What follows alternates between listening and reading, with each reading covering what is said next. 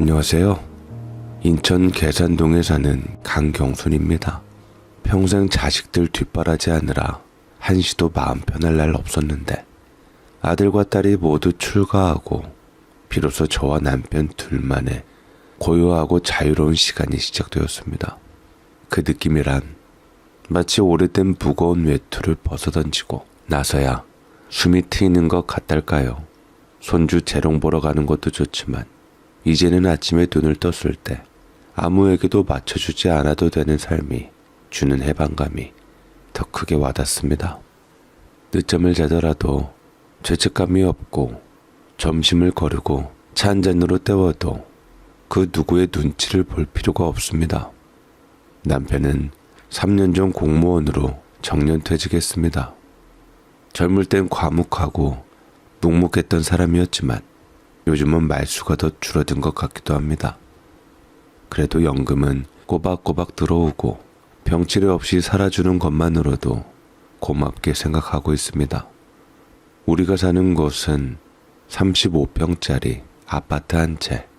손주들 오기에는 다소 비좁지만 둘이 살기엔 지나치게 널찍한 공간이지요. 이따금 집안에 맴도는 정막이 커다랗게 느껴지기도 하지만 또 그 조용함마저도 이젠 익숙해지고 있습니다.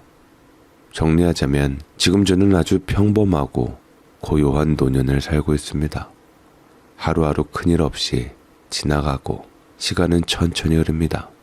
애들이 다 출가하고 나니 정말이지 세상이 이렇게 조용하고 평화로울 수 있다는 걸 그제야 알게 되었습니다. 하루에도 몇 번씩 숨죽여가며 속으로만 중얼거렸던 말들이 이제는 소리내지 않아도 되는 세상이 온 거죠. 눈치 보느라 입 꾹 다물고 청소기 들고 돌아다니면 괜히 엄마 왜 또 치워 하는 눈빛 봤던 그날들이 이젠 다 지나갔습니다. 돌이켜보면 집안을 어지럽히고 흐트러뜨리던 건 남편이 아니라 늘 자식들이었습니다. 옷 벗어던지듯 여기저기 쌓아두고 머그컵은 싱크대까지 가는 걸 귀찮아해 식탁에만 줄줄이 놓여 있었고 설거지는 당연히 제 몫으로 남겨지기 일쑤였죠. 미루고 미루다 결국 제가 고무장갑을 끼고 씻어야 했고요. 속으론 끓어오르면서도 입으로는 괜찮아 나중에 해라는 말만 내뱉었던 날들. 그리고 그놈의 TV. 공부는 안 하면서 소파에 철퍼덕 누워 리모컨을 손에서 놓지 않던 아들. 이어폰 꽂고 고개만 까딱이며 엄마 부르면 슬그머니 냉장고 열던 딸. 그 모습들이 어느새 제 일상이 되었었고 저는 그걸 가족이 있는 삶이라 부르며 참아왔습니다. 하지만 지금은요. 거실도 부엌도 제 손길 닿는 대로 깨끗하고 소파 위엔 아무도 누워있지 않고 리모컨은 제가 원할 때만 움직입니다. 설거지요. 쓰는 사람만 하니까 아주 단순합니다. 청소요. 저 혼자서 하는 게 오히려 더 편해요. 남편이 조용한 사람이라 그런지 두 사람이 사는 집은 고요하고도 단정합니다. 그런데 말입니다. 그렇게 평온하던 우리 집에 다시금 파도가 일기 시작한 건 바로 장가간 직업 군인이었던 아들이 전역하면서였습니다. 아들은 삼사관 학교를 나와 장교로 군 생활을 오래 했습니다. 처음 입대할 땐 제 속을 그렇게도 썩이던 아이가 철모 쓰고 제식 훈련하는 사진을 보내왔을 땐 어찌나 듬직해 보이던지 세상에 저런 모습이 우리 아들일 수 있나 싶을 정도로 눈물이 핑 돌았더랬죠. 결혼 후엔 나라에서 제공한 군인 아파트에서 아들 부부가 살았기에 거리도 멀고 일정도 바쁘다 보니 자주 얼굴 보긴 어려웠습니다.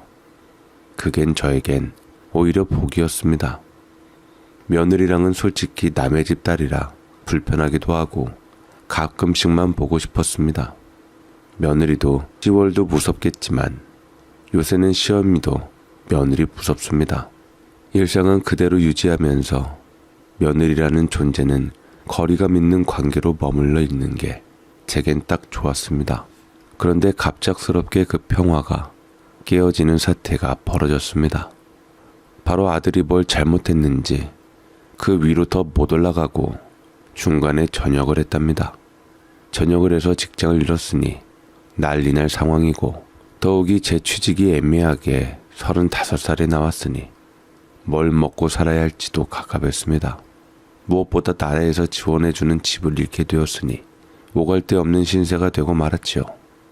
아들은 며느리와 함께 참담하게 저와 남편을 찾아왔고 제대로 숨도 못 쉬게 만드는 말 한마디를 건넸습니다.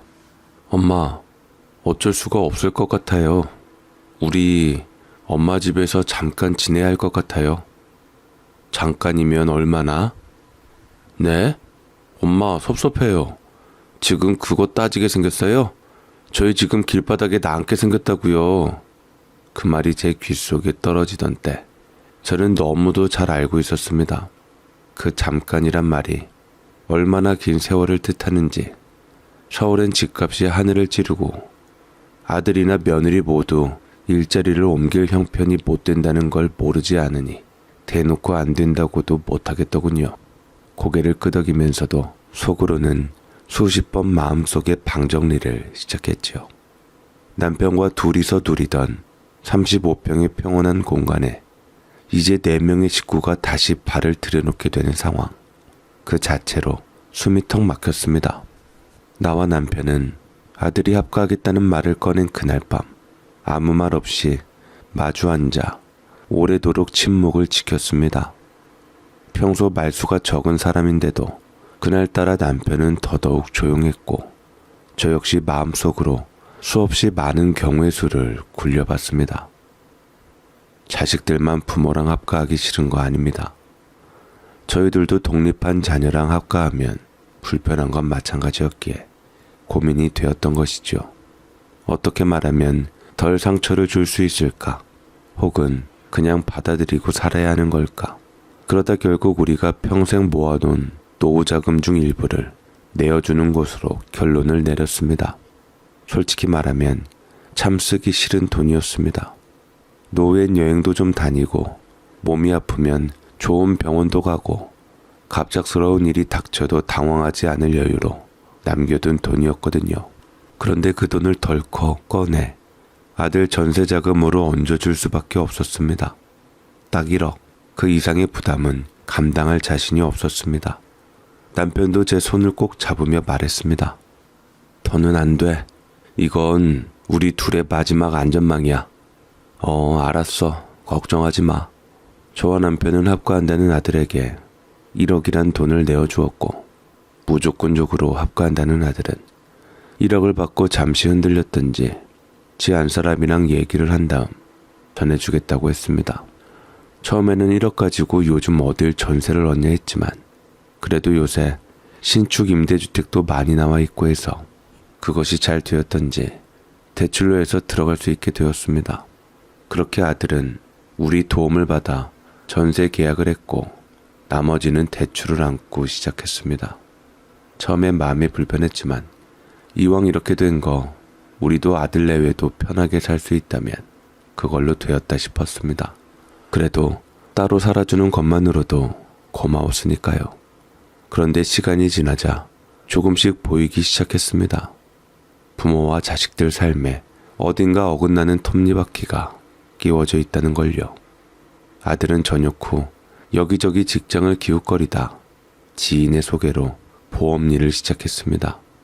수트 차림에 가방을 메고 이른 아침에 나갔다가 밤늦게 들어오는 모습만 보면 열심히 사는 것 같지만 저에겐 그 안간힘이 고스란히 보였습니다.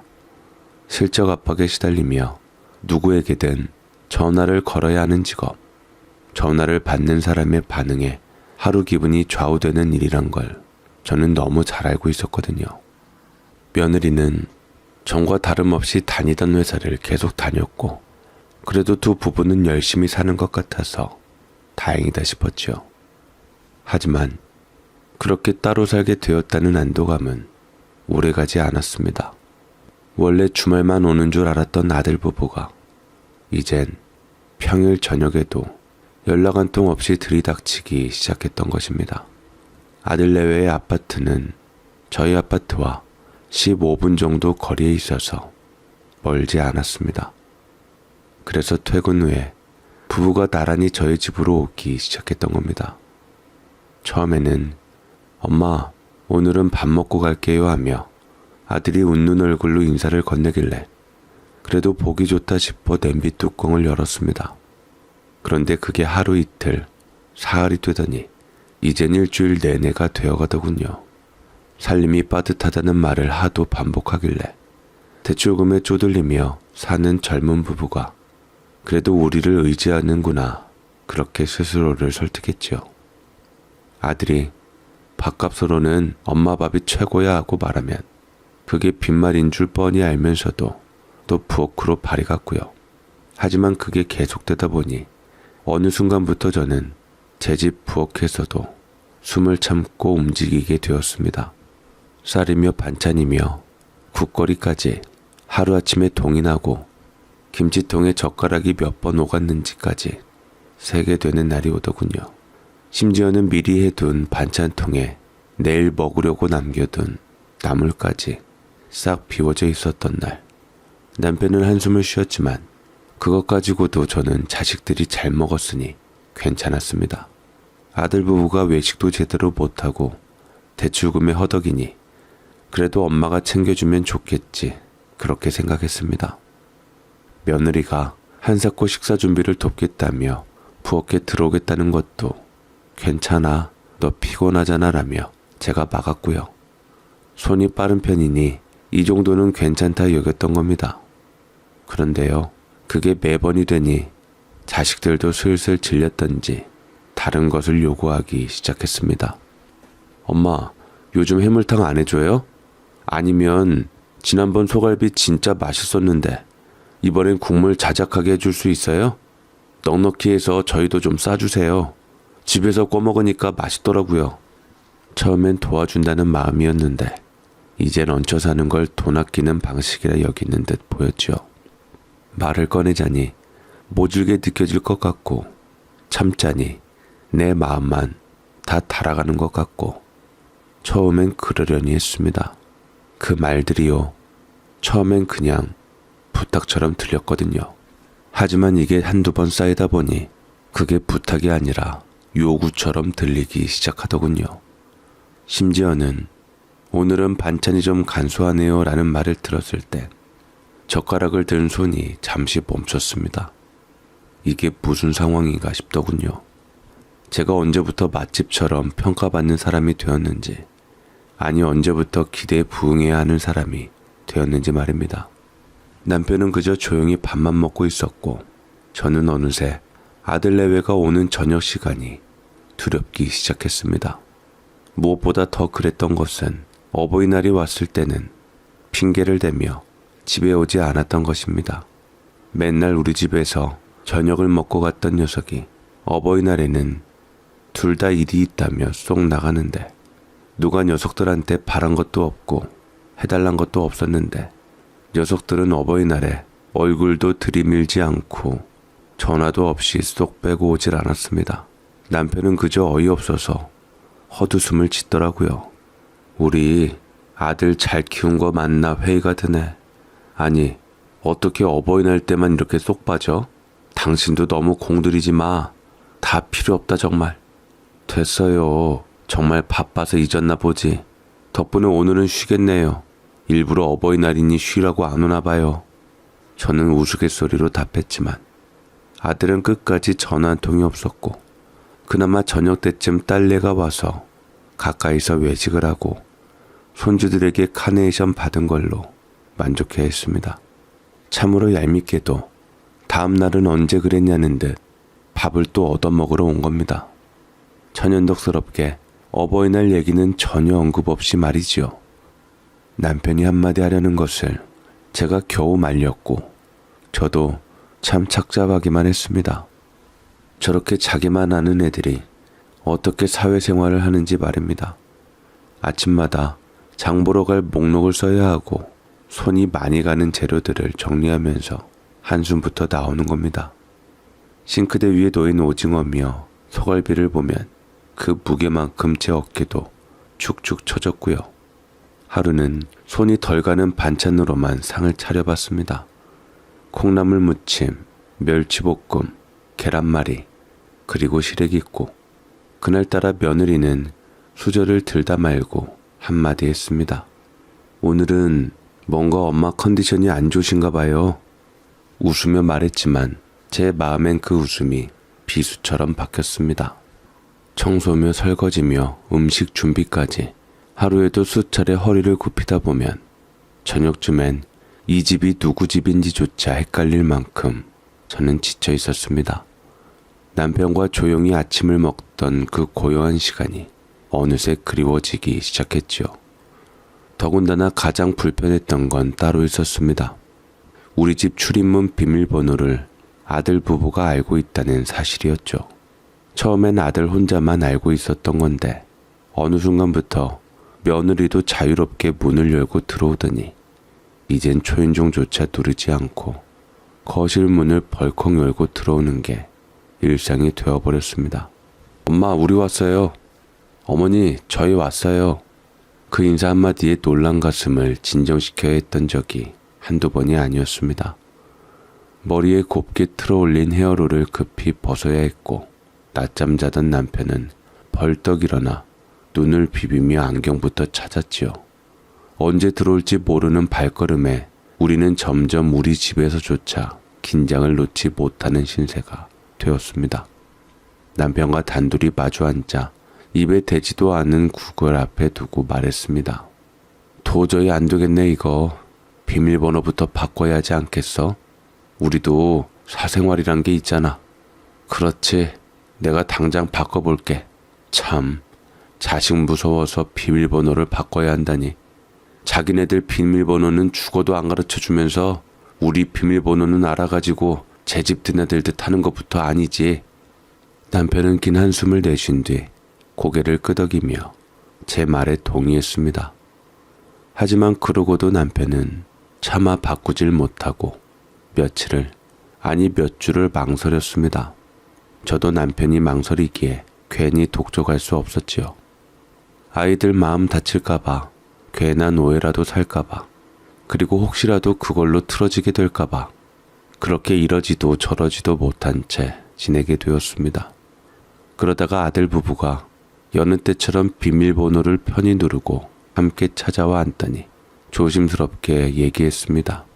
엄마, 아빠, 안사람이 임신했어요. 드디어 아버지, 엄마, 저희에게서 손주 보세요. 잔뜩 아들은 들뜬 목소리로 말했지만 사실 저는 기쁨보다 먼저 온 건 정적이었습니다. 남편은 손에 준 젓가락을 내려놓으며 멍하니 아들을 바라봤고 저 역시 두 손을 꼭 맞잡은 채 할 말을 잃었습니다. 아니 물론 아이가 생겼다는 건 축복입니다. 그런데요, 이 상황에서 그 축복이 제게는 새로운 걱정으로만 밀려들었고 며느리는 아들의 말이 끝나자마자 비련의 여주인공처럼 흐느끼기 시작하더니 울었습니다. 조용히 말할 줄 알았는데 입을 떼자마자 엉엉 울어버리더군요. 저는 내 집 마련한 다음에 아이 갖고 싶었어요. 아직 준비가 안 됐는데. 고개를 숙이고 어깨를 들썩이던 모습, 그 진심은 느껴졌습니다. 저도 같은 여자로서 아이 하나를 마음에 품는 일이 얼마나 큰 결심인지 알기에 그 눈물을 모른 척 할 수는 없었습니다. 아들은 머쓱하니 그 옆에서 등을 두드려주다 이내 제게 시선을 옮겼습니다. 엄마, 아빠, 물론 제가 책임질 수 있어요. 근데 이번엔 조금만 도와주세요. 병원비랑 조리원비 정도만요. 나중에 꼭 갚을게요. 병원비랑 조리원비가 얼마인데? 병원비는 제왕절개랑 자연분만에 따라 다를 테고요. 조리원비는 2주에 800만 원 정도 들 것 같아요. 뭐? 800만 원? 요새 물가 비싸요. 그래도 애 낳았는데 조리원은 보내줘야지요. 그 말에 남편과 저는 다시 서로를 바라봤습니다. 조리원이 800만 원이라니. 딸은 제가 산후조리를 해줘서 조리원을 안 갔었는데 아무래도 며느리는 친정 부모님이 제주도에 계시기도 하고 시어머니한테 산후조리 받기는 싫을 테니 조리원에 가긴 가야 할 것 같았습니다. 아무리 그래도 2주에 800만 원이면 참으로 겁났죠. 요새 젊은 사람들이 왜 애 낳기 무서워하는지를 알 수 있었습니다. 그 짧은 눈빛에 수십 가지 생각이 오고 간 걸 우리는 둘 다 알고 있었습니다. 그리고는 결국 또 한 번 마음을 내주고 말았습니다. 그래, 아이는 우리 손주니까 손주 낳아주니 조리원은 보내주마. 고마워요, 엄마. 그 말이 입 밖으로 나왔을 땐 이미 우리는 병원비며 조리원비까지 부담하겠다는 각오를 한 셈이었고, 그 뒤로도 며느리에게 종종 용돈도 챙겨주었습니다. 괜히 임산부인데 먹는 거 돈 아끼면 뱃속 손주도 안 좋을 테니 걱정이 되었지요. 산모가 건강해야 뱃속 아이도 건강할 테니 말이지요. 입덧이 심하다는 얘기를 들으면 그날 입맛 당기는 걸로 원하는 대로 바로 과일이며 고기며 한보따리 사들고 갔고, 입맛이 없을까봐 반찬도 직접 사다 주곤 했습니다. 그런데요, 어쩐지 마음이 서운해지기 시작한 건 그 다음부터였습니다. 용돈을 건넬 때마다 감사해요 어머니 하며 해맑게 웃던 며느리는 정작 그 돈으로 뭘 사먹는지에 대해선 말이 없었고, 나중에는 의례 당연한 거려니 고맙단 얘기도 하지 않았습니다. 그래도 괜찮다 여겼어요. 뭐라도 맛있는 거 사먹겠지 싶었죠. 그런데 며칠 뒤 우리 집에 들러서는 식탁 옆 김치냉장고를 슬쩍 열어보더니 용돈은 용돈대로 받고 반찬은 반찬대로 챙겨갔습니다. 저번에 봤던 갈치조림 어디 갔어요? 그거 저 가지고 가려고 했는데. 어머님, 이번엔 떡갈비 안 해주셨어요? 저 그거 먹고 싶다고 말씀드렸었는데. 하며 손에 든 접시를 내려놓더군요. 그 모습에 저는 아무 말 못하고 부엌에서 뒤돌아 설거지통만 바라봤습니다. 그깟 갈치조림 떡갈비 주는 용돈이 얼마인데 사 먹으면 될 것을 용돈은 주머니 속에 그대로 숨겨두고 여전히 우리 집 식탁에서 끼니를 해결하려는 그 태도, 그걸 보는 제 마음은 점점 난감함을 넘어서 말할 수 없이 허탈해졌습니다. 언제부턴가 저는 엄마가 아니라 조력자가 되어 있었고, 그들은 감사함보다는 기대감을 먼저 내세우는 듯 했습니다. 그러던 어느 날 아들이 식탁에 앉아 국을 떠먹다 말고 무심한 듯 툭 한마디를 던졌습니다. 엄마, 애 낳으면 안사람 바로 복직해야 해서 육아 좀 맡아줄 수 있죠? 뭐? 육아? 갈수록 태산이라더니 그 말에 저는 수저를 들고 있던 손이 잠시 멈췄고 남편도 고개를 들더군요. 무슨 말을 하나 싶어 눈치를 보니 아들은 이미 마음을 굳힌 듯 더 설명할 것도 없다는 얼굴이었습니다. 이어서 나온 말은 더욱 황당했습니다.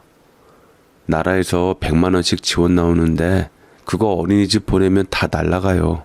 그 돈은 모아야죠. 거기다 우리 맞벌이 안 하면 대출이랑 생활비 못 감당해요.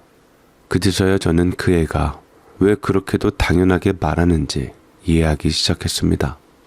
자신들은 벌고 우리는 아이를 키우고 그렇게 함께 살자. 그게 이 아이의 계산이었구나 싶었죠. 하지만 이건 단순한 부탁이 아니었습니다. 아이의 육아는 이건 계산이고 배분이었고 책임의 전가였습니다. 그리고 그 모든 무게가 아무런 대가도 없이 우리 노후 위에 얹히려는 시도였던 겁니다. 아들 말 속에선 미안하다는 기색이 없었습니다. 당연히 부모니까 해줄 수 있겠지라는 태도. 돈 받고 부탁하는 것도 아닌데 고마워해줘야 하는 거 아니야? 하는 무언의 뉘앙스까지 느껴졌습니다. 물론 손주는 귀합니다. 저도 예외는 아니지요. 갓난아이 품에 안기면 주름진 손끝에도 힘이 돌아오고 마음 한구석이 몽글몽글해집니다. 하지만 그 감정 하나로 육아라는 끝없는 강을 다시 건널 자신은 없었습니다. 나이는 속이지 않아요. 허리도 아프고 무릎도 시큰거립니다. 밤에 잠 한 번 설치면 이튿날 하루가 몽롱하고 안구 건조증 때문에 책도 오래 못 읽습니다. 그런 제가 갓난아이를 하루 종일 안고 먹이고 재우고 울음을 달래도 그걸 다시 시작하라니요. 게다가 공짜로요. 나라에선 육아수당을 주는데 그 돈은 어린이집엔 못 쓰겠고 우리는 괜찮다. 그 말에선 신뢰보다 계산이 앞섰습니다. 그 말이 떨어진 뒤 남편과 저는 서로를 슬쩍 바라보았고 눈치 빠른 아들은 다시 한번 자기 상황에 대해서 얘기를 하며 호소하기 시작했습니다. 어쩔 수 없잖아요. 저희도 애도 태어났는데 얼른 돈 모아서 집 사야죠. 요새 분양가가 얼마나 비싼데요. 아들의 말은 마치 우리 부부의 노후는 고려 대상이 아니라는 듯 아이 낳았으니 당연히 부모가 책임지라는 이제부터는 우리 세대를 위해 희생해 주세요라는 선언처럼 들렸습니다. 제 속에서 무언가 차오르다 가슴께까지 뜨겁게 밀려 올라왔지만 저는 그저 입술을 꾹 다물었습니다. 그래도 애 낳은 부모인데, 그래도 내 자식인데 그 한마디가 늘 내 마음을 붙잡고 있었으니까요. 하지만 그 순간 옆에 앉아있던 남편이 조용히 입을 열었습니다. 낮게 깔린 목소리였지만 그 안에 단단한 결심이 묻어 있었죠. 안 된다. 우리가 니들 밥까지는 해줬지만 육아는 도저히 안 되겠구나. 니들 자식인데 당연히 니들이 키워야지. 애 정서에도 좋지. 저도 그 정도는 알지요. 하지만 안사람 복직해야지. 저희도 돈 벌죠. 쉴 틈이 없어요. 애까지 생긴 마당에 부모로서 책임을 지려면 먼저 돈을 버는 게 맞잖아요. 아들은 잠시 웃으며 말했지만 남편은 웃지 않고 정색하며 말했습니다. 그거야 네 사정이고 우리가 너희를 도와줄 수 있는 건 여기까지다. 지금부터는 너희 몫이야. 네 아이를 우리에게 미루는 건 아닌 것 같다. 그 말에 아들의 얼굴이 굳어졌고 며느리는 눈을 깜빡이며 아무 말도 하지 못했습니다. 낯설었습니다. 남편이 저토록 단호하게 말하는 건 오랜만이었으니까요. 늘 조용하고 묻어나던 사람이었는데 그 순간만큼은 정확히 선을 긋는 아버지의 얼굴을 하고 있었습니다. 그리고 그 순간 저는 알게 되었습니다. 우리 부부가 늙은 게 아니라 이 아이들이 너무 쉽게 어른이 되었다고 착각하고 있었다는 걸요. 집을 사야 한다는 이유 하나로 아이를 맡기고 부모의 삶을 다시 갈아 넣으려 했던 그 얄팍한 마음이 이토록 차가운 거절 앞에서 맥없이 무너지는 걸 저는 지켜봐야 했습니다. 하지만 그 단호한 거절이 오래가지는 않았습니다.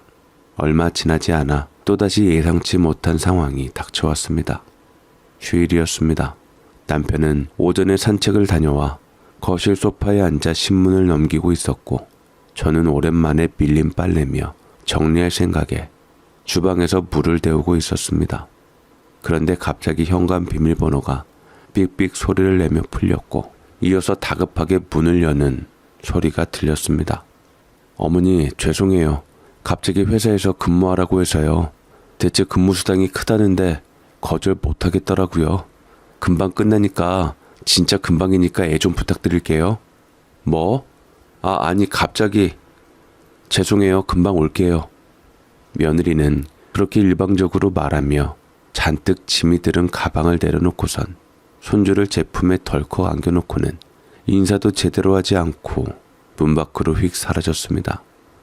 그 아이는 이제 막 돌을 갓 지난 터라 걷지도 못하고 낯선 공간에 안기자마자 울음을 터뜨렸습니다. 저는 아이를 조심스레 안은 채 그대로 거실에 앉았고 옆에서 신문을 보던 남편도 조용히 신문을 내려놓았습니다. 그 순간 제 얼굴은 굳어졌습니다. 말도 없이 찾아와 아이를 맡기고 우리 삶을 그저 비어있는 시간쯤으로 여기는 듯한 며느리의 태도에 화가 나기보다는 서러움이 올라왔습니다. 오랜만에 아이를 돌보자니 참 힘이 들더라고요. 아들은 그래도 어렸을 때 순했는데 손주 녀석은 예민한 기질에다 워낙 자루니 어떻게 손을 써야 할지 당황스럽기만 했습니다.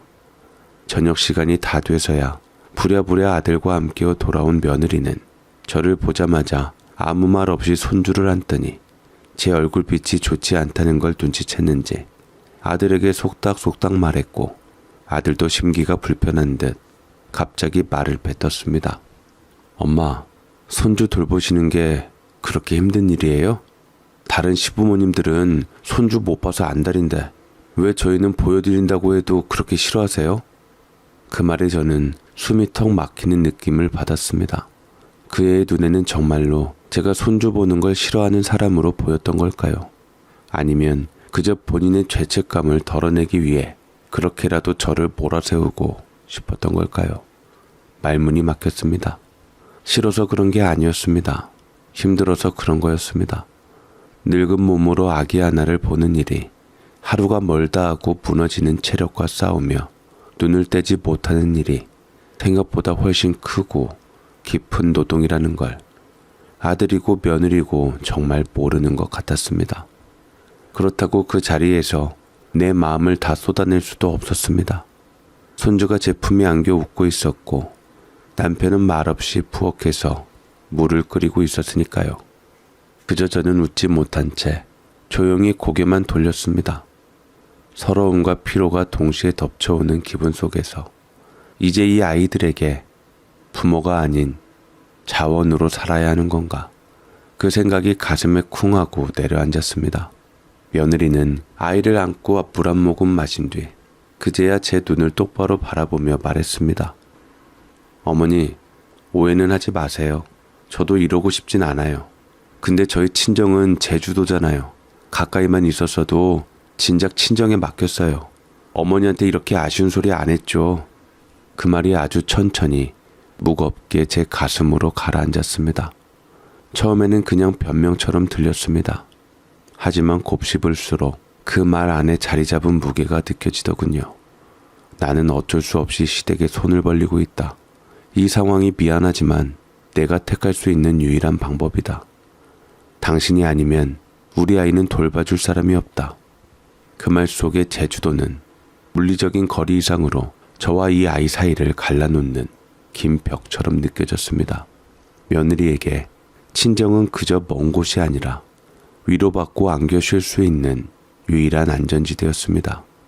그리고 그곳이 닿을 수 없는 지금 제 앞에 선 이 아이는 그 안전지대를 대신해 달라는 말을 그렇게 애둘러 하고 있었던 겁니다.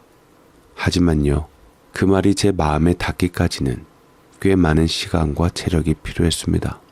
제가 단지 가까운 시댁이라는 이유로 늘 대비책처럼 존재해야 한다는 그 당연함이 저에겐 때로 너무나 무거운 짐처럼 느껴졌거든요. 제주도만 아니었어도 그 말이 너무도 솔직해서 오히려 더 씁쓸했습니다. 그날 그렇게 며느리가 돌아간 후 아들 내외는 저희에게 섭섭하고 기분이 안 좋은 듯 한동안 우리 집엔 발길이 끊겼습니다. 문득문득 조용해진 현관을 바라보며 마음이 놓이는 동시에 어딘가 조금 쓸쓸한 감정도 피어나더군요. 며느리는 결국 아이를 어린이집에 보내기로 결심했고 아들도 다시 업무에 집중하며 두 사람 다 본격적인 맞벌이에 나섰습니다.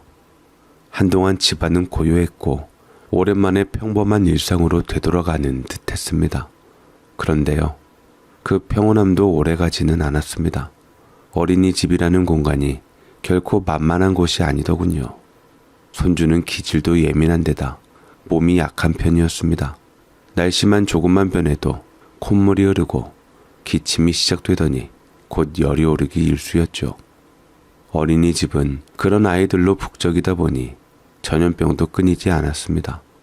장염, 감기, 유행성 눈병, 수족구, 며느리 핸드폰에서 울리는 메시지는 대개 아이 오늘 어린이집 못 갑니다. 혹은 혹시 오늘 좀 봐주실 수 있을까요? 였습니다.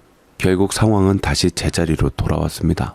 정해진 일은 아니었지만 손주가 아플 때마다 제가 돌보는 식이 되어버린 겁니다. 시계를 보며 약 먹을 시간을 챙기고 축 처진 아이를 안고 달래며 하루를 보내는 일이 반복됐습니다. 애는 아프다고 칭얼대고 잘 먹지도 않고 밤낮이 뒤바뀌어 잠도 푹 자지 못하니 저도 함께 지쳐갔습니다. 아무리 귀여운 손주라도 아픈 아이를 안고 종일 시간을 보내다 보면 내 몸이 더는 버텨주질 않았습니다. 무릎이 욱신거리고 허리는 자고 나도 펴지지 않았습니다. 심지어 양쪽 어깨는 안에 쇠를 박은 듯 무겁고 당겼고 그런 날은 이틀, 사흘씩 진통제를 손에 쥐고 있어야 했습니다. 그렇게 몸이 고장나기 시작하자 저는 가끔 아침마다 거울 앞에서 내 얼굴을 마주보게 됐습니다. 피곤에 찌든 눈가 주름이 부쩍 늘었고 눈동자마저 한없이 지쳐있는 얼굴. 그게 바로 엄마도 할머니도 아닌 그저 대기자처럼 소모되어 가는 제 모습이었습니다. 저는 결국 견디다 못해 한의원을 찾았습니다. 무릎이 욱신거리다 못해 주저앉을 뻔한 날 작은 한의원 간판을 바라보며 속으로 중얼거렸습니다. 이젠 정말 몸이 나를 못 따라가는구나. 침을 맞는 동안에도 온갖 생각이 머릿속을 맴돌았습니다. 어쩌다 내 노년이 이토록 고단해졌을까.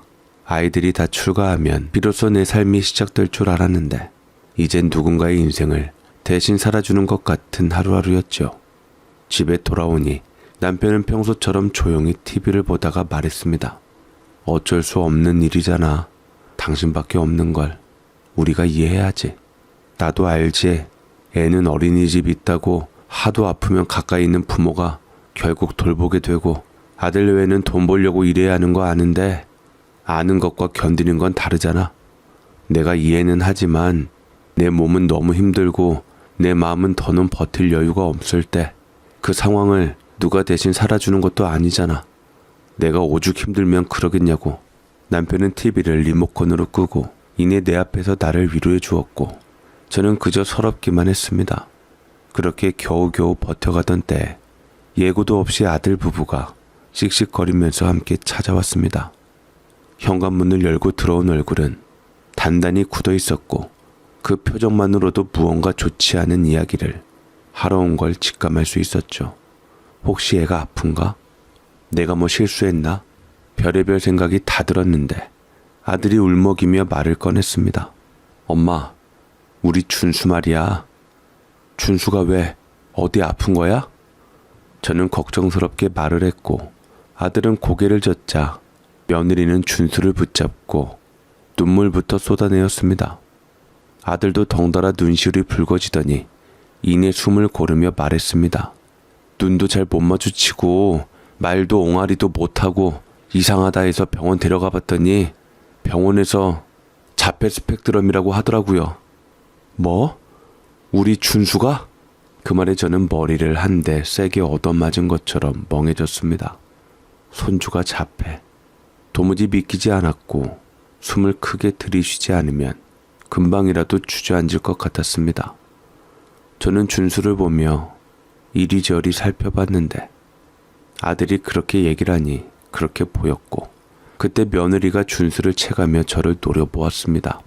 저는 무슨 죄인이 된 것만 같았고 며느리가 제게 악을 쓰더라고요.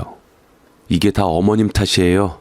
어린이집은 애들이 많아서 잘 못 봤다 했는데 어머님은 본인 힘든 것만 생각하시지 말고 애를 제대로 보셨어야 했던 거 아닌가요? 어쩔 수 없이 어머니께 맡겼던 건데 애가 이상하다 생각했으면 바로 제게 말씀하셨어야지요. 그게 무슨 소리야? 내가 애를 못 봐서 애가 그렇게 됐다더냐? 무슨 말인지 모르겠어요? 어머님이 아이에 대해서 금방 파악했더라면 그래서 더 병원에 일찍 데려갔었으면 우리 준수 더 빨리 치료를 받을 수 있었을 거라고요. 며느리는 통곡을 해대었고 저는 그야말로 충격이 이만저만이 아니었습니다. 준수가 조금 늦는다고는 생각은 했었어요. 하지만 애들마다 워낙 발달 사항이 다르고 말도 좀 늦게 틀 수 있고 눈 맞춤은 사실 크게 생각한 적이 없어서 그게 심각한 건지도 몰랐습니다. 손주가 그런 병명을 받은 게 모두 다 제 탓이라고 돌린 아들 내외였고 저는 손이 덜덜 떨리며 어찌할 바를 모르겠더라고요. 아들은 그런 며느리를 위로하며 그 말에 살을 보태듯 덧붙였습니다. 아이가 왜 항상 불안해 보였는지 알겠어요. 엄마는 애를 맡아놓고도 대충 보신 거잖아요. 어떤 날은 텔레비전만 켜놓고 애가 울어도 내버려 두신 거 아니에요? 제 손이 식탁 모서리를 꽉 움켜잡았습니다. 무릎은 이미 저릿하고 허리는 뻐근했으며 그보다 더 아팠던 건 가슴 한가운데였습니다. 내가 뭘 그렇게 잘못했는지 정말 이 모든 걸 다 혼자 짊어져야 하는 건지 돌아보면 하루도 내 맘대로 산 적이 없었는데 끝끝내 나는 또다시 누군가의 책임을 뒤집어 쓰는 사람이 되어 있었습니다.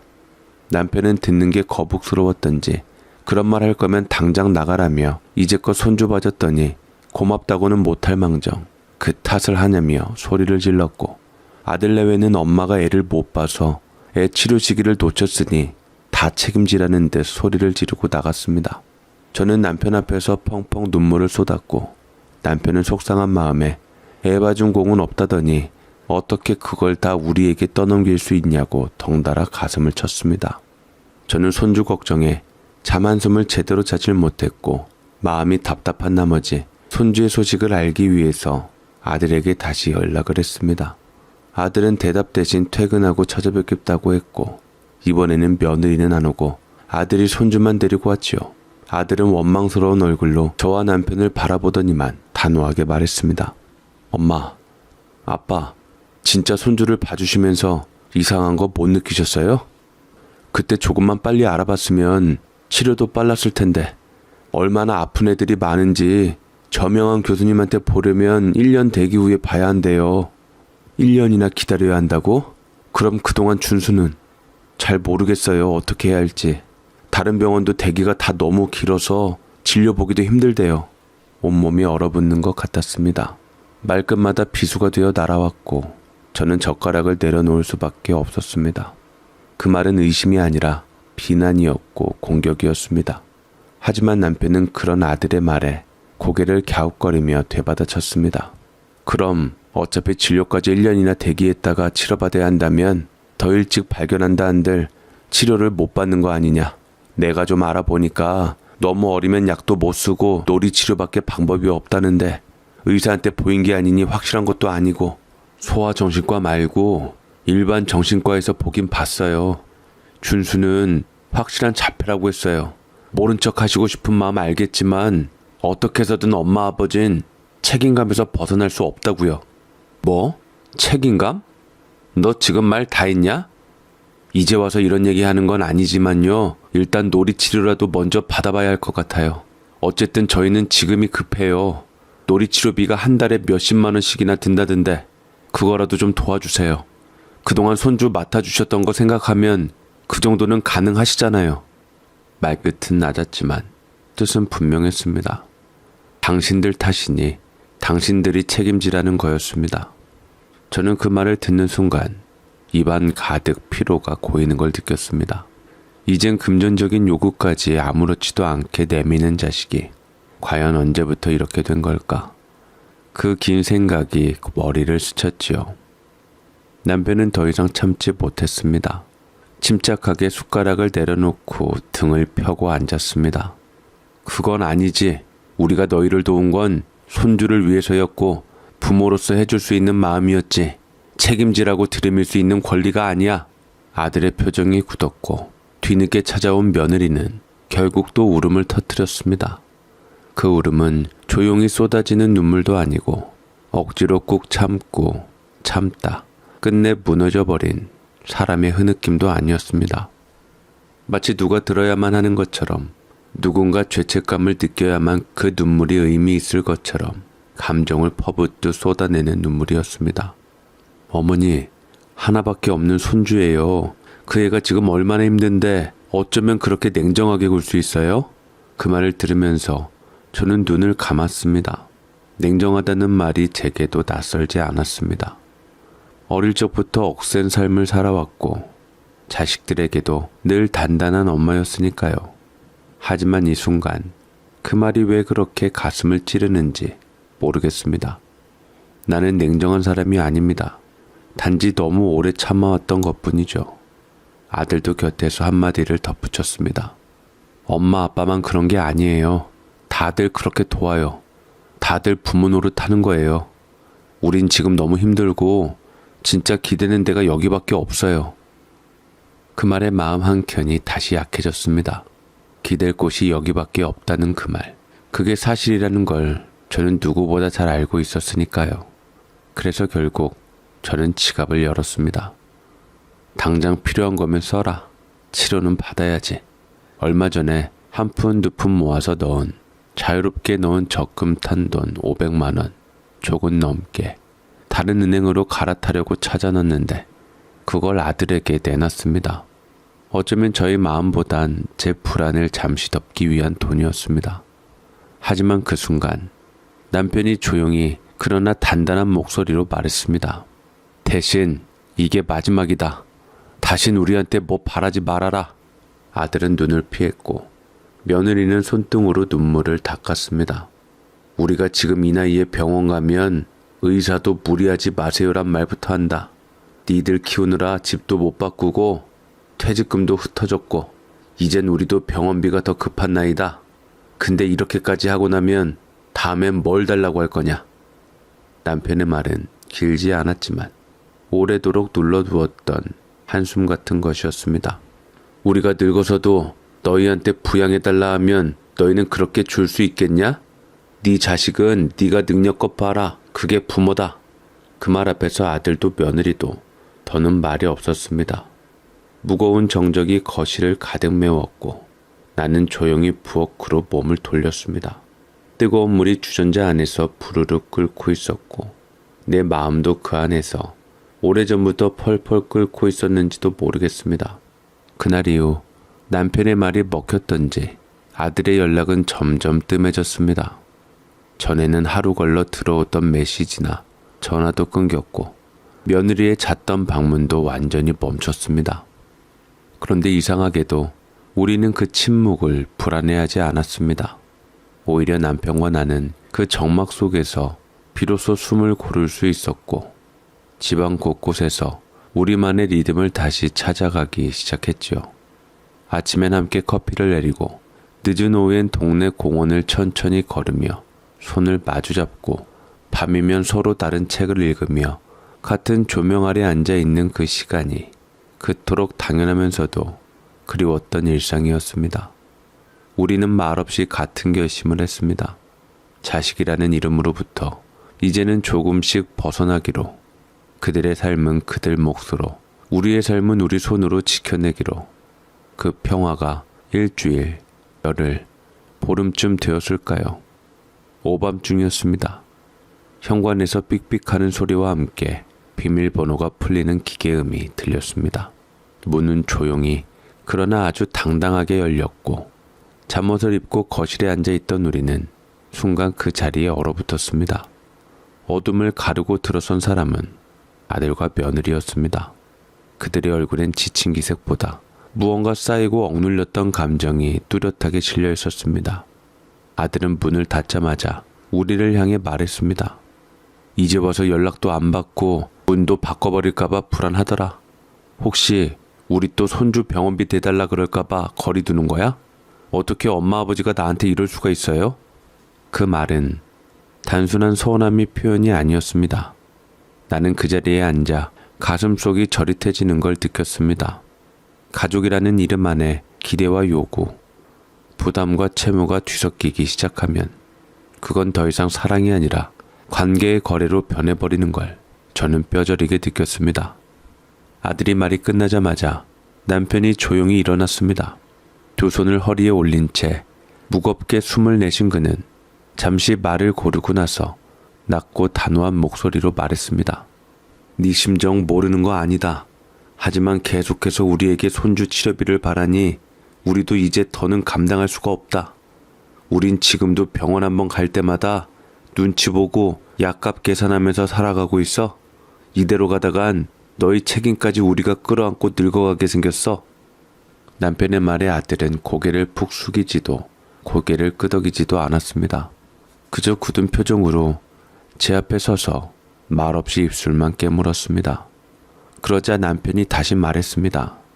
이럴 거면 앞으로는 함부로 오지 마라. 비밀번호도 이번에는 진짜로 바꿀 거다. 그 말은 경고였고 동시에 마지막 선이었습니다.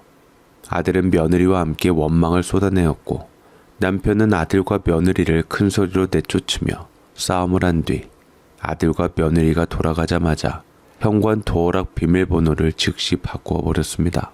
나는 소파에 앉아 조용히 그 장면을 지켜보다가 목을대가 서서히 뜨거워지는 걸 느꼈습니다.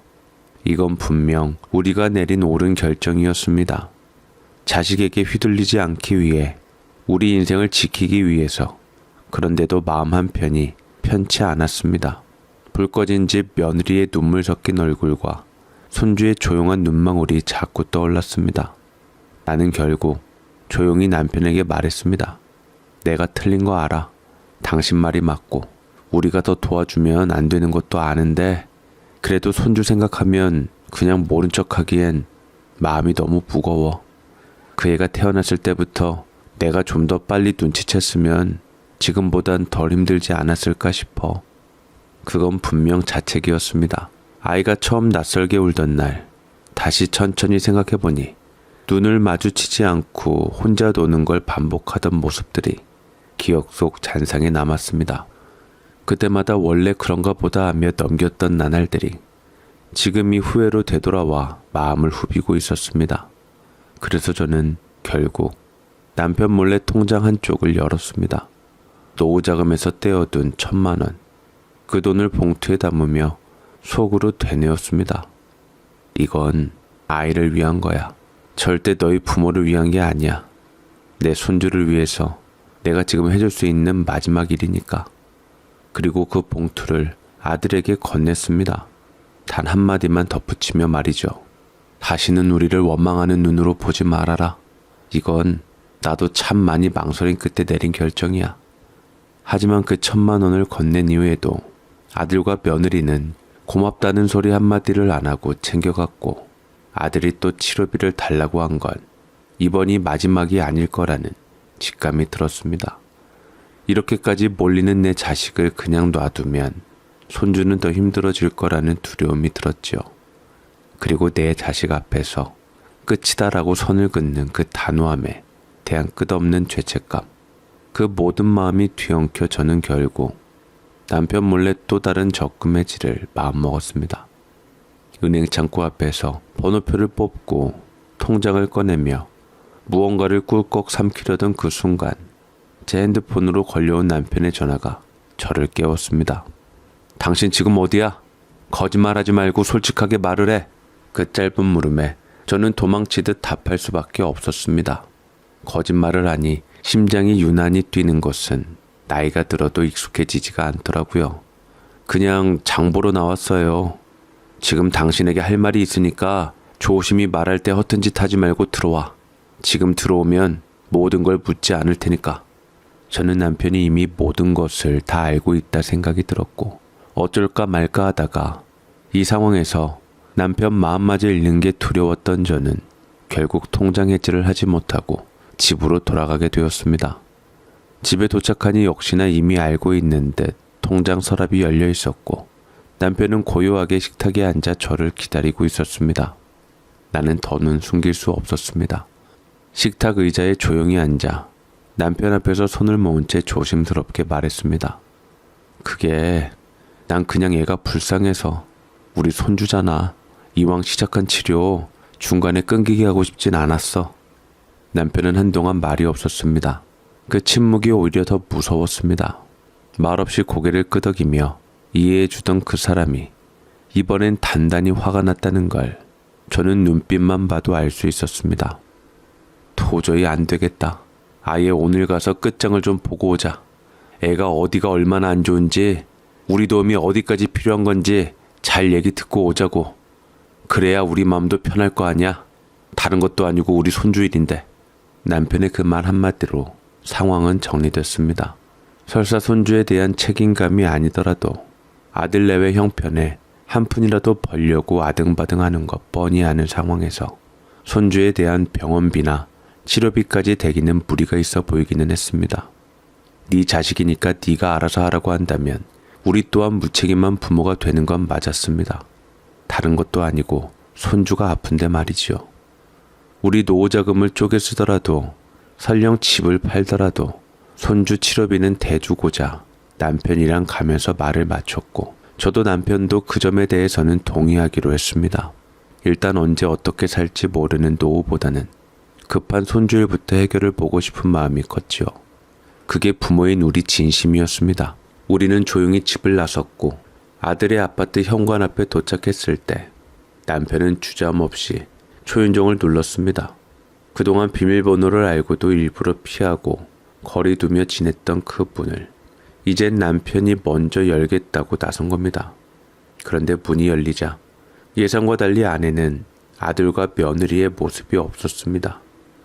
대신 거실에는 손주가 작은 블록을 차곡차곡 쌓고 있었고 그 곁에 앉아있던 젊은 여성, 요새 국가가 보조금을 주어서 방문 선생님도 둔다고 하는 것이 생각이 났고 그걸 돌봄 선생님이라고 들었습니다. 우리 손주랑 잘 놀아주는 걸로 보아서 아마도 돌봄 선생님으로 보이는 분이었고, 그 여자는 우리가 준수 조부모인 것의 얘기를 듣자 저희를 반갑게 맞이했습니다. 아, 안녕하세요. 이준수 할머니 할아버지 되시죠? 오늘은 부모님이 잠깐 외출하셔서 제가 아이 보고 있어요. 아, 네. 우리 준수 보시기 쉽지 않으시죠? 아픈 아이니 당연히 보기 힘들 거라 생각해서 던진 말이었고, 돌봄 선생은 의례적으로 아니라고 준수가 참 똑똑하다고 했지만 예의상 하는 말이라고 들었습니다.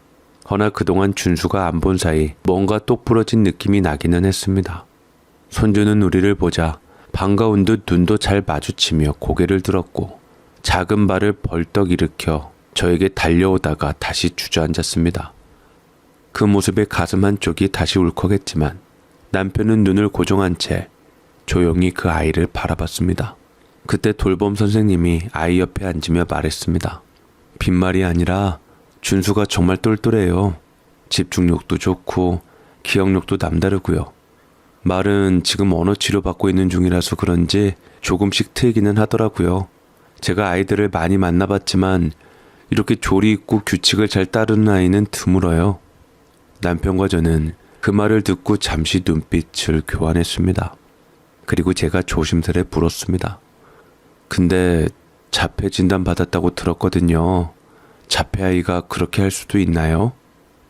선생님은 놀란 표정으로 고개를 기울이며 말했습니다. 자폐요? 준수가요? 글쎄요.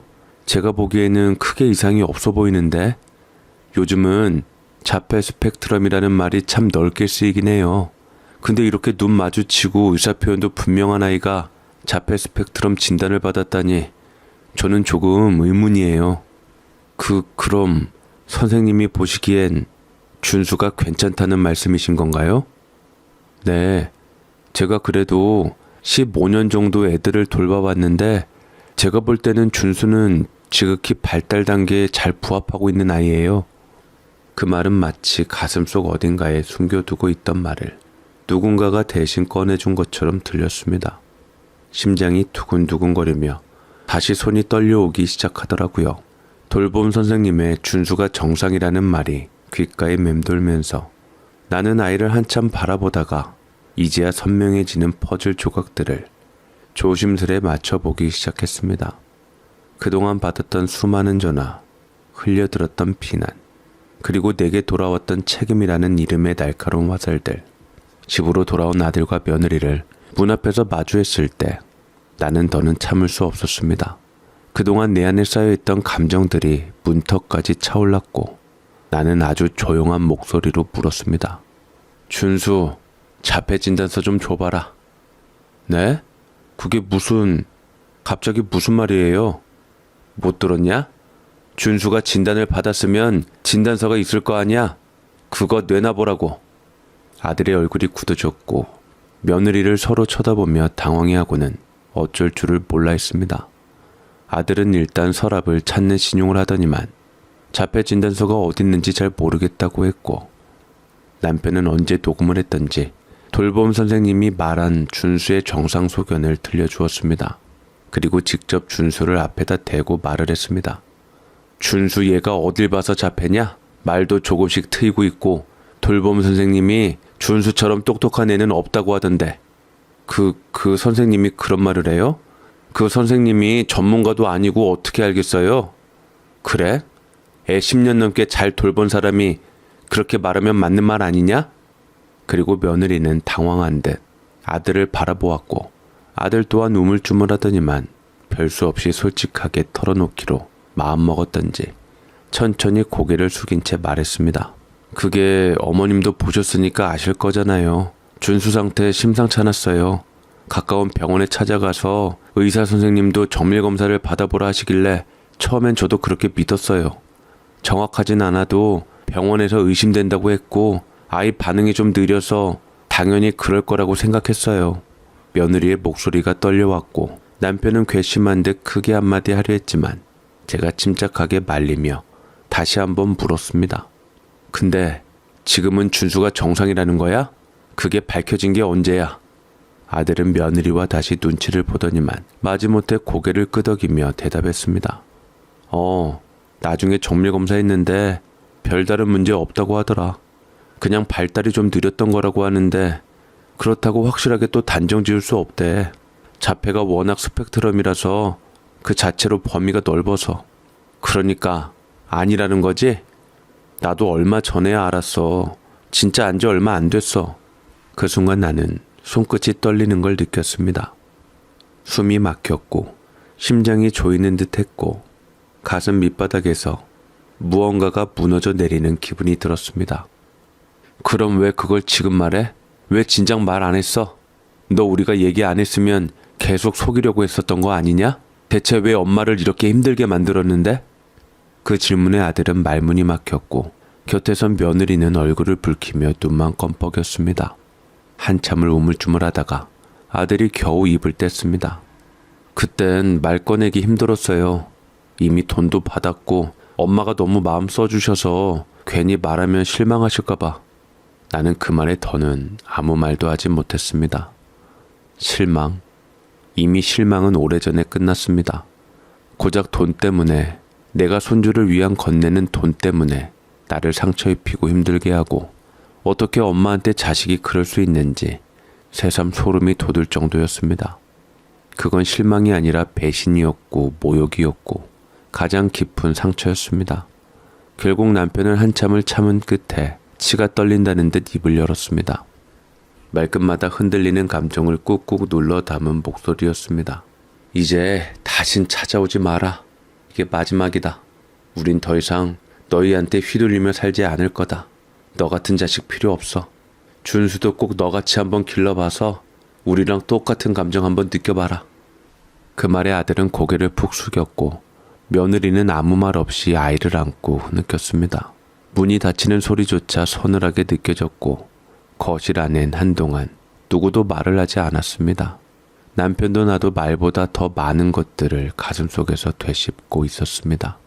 저는 남편과 한동안 아들에 대한 실망감과 충격에서 벗어나지 못했고 그야말로 아들을 다시는 보고 싶지 않을 정도로 이제는 아무리 자식이라도 5만 가지 정이 다 떨어질 지경이었습니다. 처음에는 아들 꼴 보기 싫어서 다른 곳으로 이사갈까도 생각했지만 차마 정든 곳을 그것도 아들 때문에 떠나기는 쉽지 않았습니다.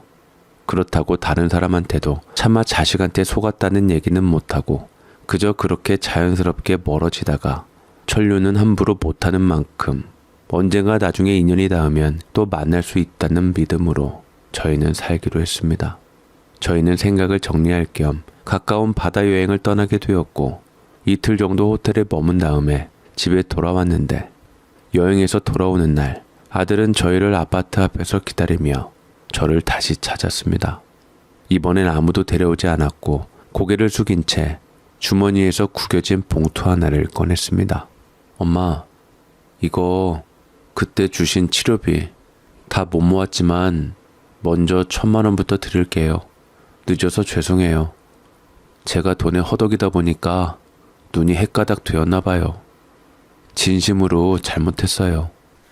남편과 저는 아들의 뉘우치는 모습에 흔들리며 누가 먼저랄 것도 없이 몸을 떨었습니다.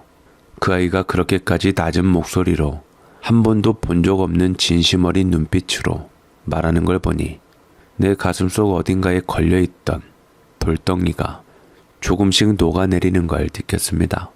나는 아들을 외면하려고 했으나 남편은 저를 붙잡았고 아들을 고개로 가리키며 눈빛으로 아들을 용서하자고 말을 했습니다.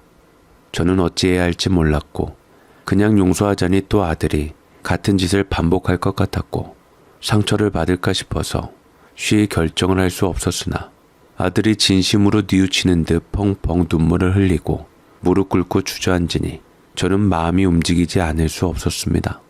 저는 얼른 천천히 아들의 손을 잡고 말했습니다. 나도 미안하다. 너희한테 너무 많이 퍼주면서 선 넘지 못하게 제대로 말도 못했던 게 이렇게 만든 것 같아서. 그래도 나도 살아야 하니까 그땐 버거웠어. 정말 미안하다. 잘못했어요, 엄마.